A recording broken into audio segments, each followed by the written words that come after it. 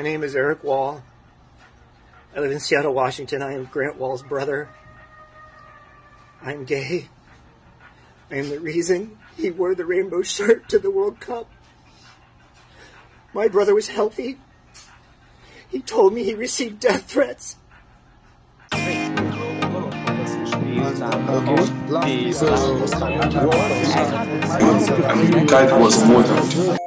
on the Breakfast Show, we'll be discussing the sad passing away of the American journalist Grant Wahl, who has been causing a lot of controversies, but we'll talk about it from our own angle.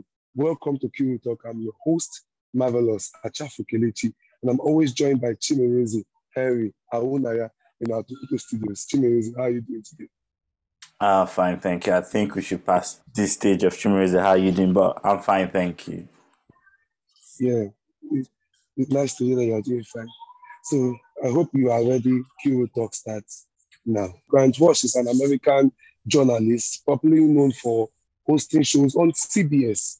Now, Chimereze, for me, I would say this, that probably maybe he might have had it. No, on me, I'm trying to watch my words, but I would say that for me, I do not, I stand for the rights of people. I stand for freedom. I stand for expressing yourself. But Qatar has made it specifically clear that they do not want anything LGBTQI in their stadium or anywhere around Qatar because of their religion. It's against it. That is permitting you as a gay person to attend the World Cup match, but you are not permitted to fly flags, fly rainbow flags. So he flew the flag, and it was big talk at the first time. I'm banned from attending their stadium. This is a guy who has covered 11 World Cup matches. I expect some form of professionalism from him to separate emotions from a World Cup match. This is a football match, for crying out loud. Now he is dead.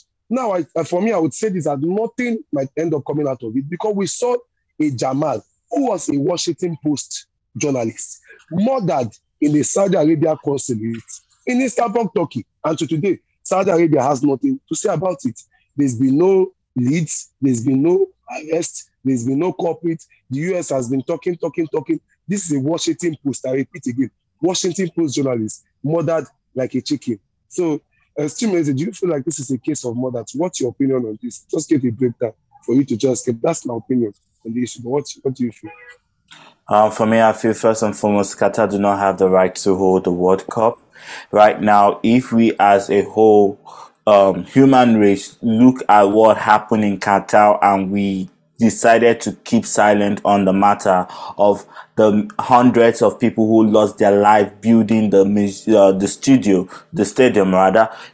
stadium where the World Cup will be held, and nobody talked about it. Why should we not care about one life that is lost because he was flying a queer flag? He has covered 11 covers of the World Cup. It's the life that we are lost building the stadium more or less important than this American journalist that is waving a pride flag. So this is where we need to start talking about humanity. We have lost our human touch, and we are becoming a society without sympathy, without empathy, without value for life, and without respect for nationality. We've become such a country that we love more profit and money than even our human existence. We need to return back to say, I am first a human being before I'm anything else. I don't think anybody should be killed because they flew a flag or they shouted or they said a name or they prayed in certain places. I think this is where we need to realize that as human, we should respect each other. Now, is it a case of murder? You spoke of respect. Do you feel like he respected the country, Qatar, an entire nation? Say specifically, because if we're talking about being homophobic, Russia has hosted the World Cup, and Russia is one of the most homophobic nations in the world, even more homophobic than some African countries. Russia is among the most racist countries in the world, more racist than even some of the countries that even were slave traders. So, but they had the right to host the World Cup, and people did not come here to fly flags. Don't you feel performative has been performative to lead him towards his death, sadly? because I do not support Sorry, hate speech. I feel this journalist has the right to fly any flag he wants to fly, a Nazi's flag or any flag. I'm not saying I'm not a supporter, God forbid I be a supporter of Hitler, but it does not justify any reason for anybody to take a human life. The flag and the law, which is more valuable, a human life or laws? This is where we need to start checkmating and things in our countries, not just in Qatar, in every country, in America, in Canada, in Nigeria, in Africa. We need to start checkmating. Is human life more important than our rules, than our ego, than our, our authority? Because now Qatar is showing that they are authoritative. They want to, silence the people. They want to say, if we make a law is a law, and even if you agree with it or you don't agree with it, we are going to inculcate fear into citizens that they abide by this law. I think a law should be left for people to obey or disobey.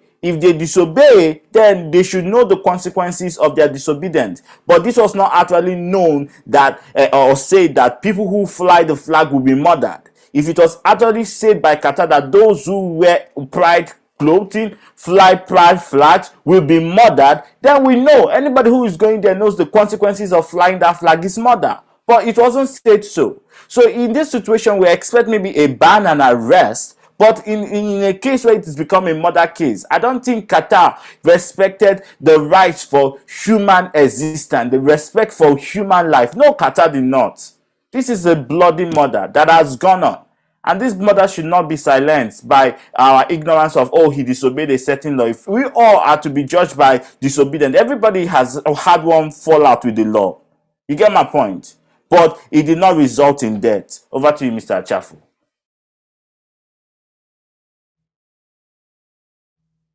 Yeah, thank you very much. So for me, I would just say, wrapping up, we're just wrapping up already.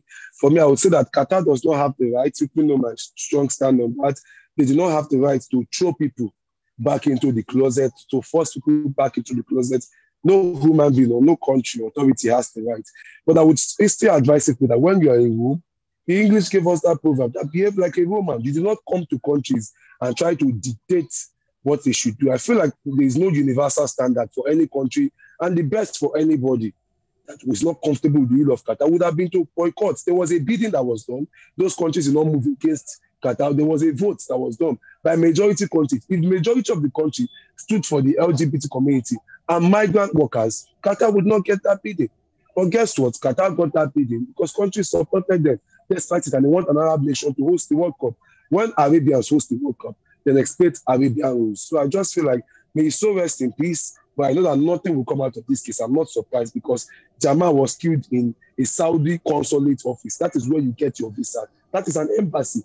He was killed, murdered in an embassy. Inside the embassy, not at the gate, not by, but still, nothing came out of it. This is a Washington Time, what's the word, journalist. So imagine a CBS Sports journalist. Probably be swept under the carpet. They said it was cardiac arrest. Well, we all know the truth to that.